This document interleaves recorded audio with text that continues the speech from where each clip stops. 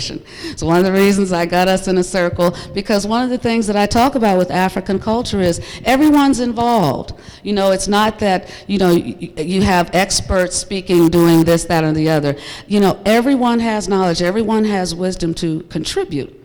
And one of the things that I like to say is that I don't know a lot about any one thing, but I know a little about a lot of things.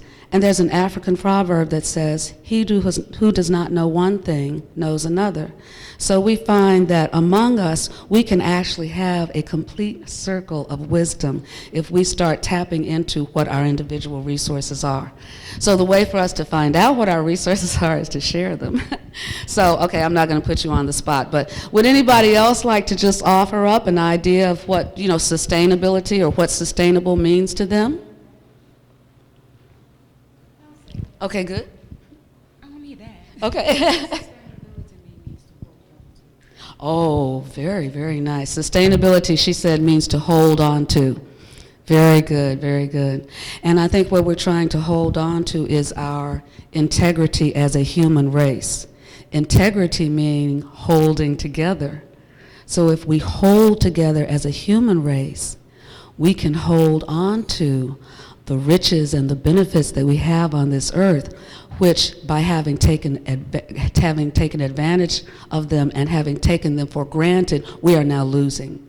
You know, we're losing our environment. We're losing the peace of our communities. We're losing our children. I think that's a wonderful interpretation. Thank you very much. That was really good. Okay, so when we're talking about sustainability, holding on, I've talked about some specific technologies and practices that we're doing at my community. I'll talk a little bit more about that later. But in talking about traditional African practices, I'm really talking about our attitudes and our values that have to change, because everything else comes out of that. You know, we start with thought, we begin with thought. That's the motivating energy. And so as we change our ideas and begin to work from a different perspective, that is in fact the African perspective, and we'll see that as we go through the principles, then we're going to be able to really move things in the direction where we can hold together and hold on to the beauty of our lives. All right, very good. So, one of the first and I think most important aspects of traditional African culture that I like to point out, and I think is a reason why we have lost so much, is the reverence for the ancestors, those who have gone before us and those who are coming after us. Really, all of those who are part of the great human continuum.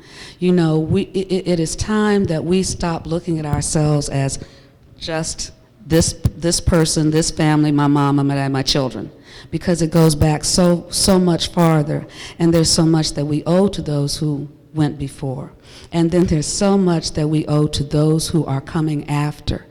When we center ourselves between these two powerful, unseen groups of human soul spirits, then we really become active forces in making this world what they wanted it, making it what our children want to see, and making it better for ourselves in the process. And I'd like to ask, does anybody here have an ancestor shrine set up in their home? Anybody have an ancestor shrine set up in their home? Okay, I set mine up more than 20 years ago, and I don't really